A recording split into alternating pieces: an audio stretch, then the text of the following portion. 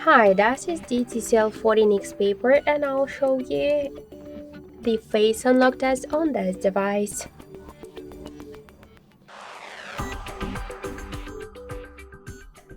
So I just set up my face recognition and now I'll make a couple of tries to unlock the device with my face and we'll see how fast this option is and does it works.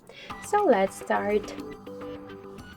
1, 2, 3, 4, 5.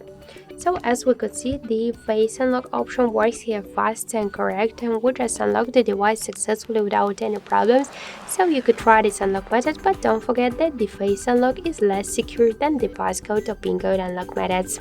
That's it, thank you for watching, and if you like this video, leave thumbs up and subscribe.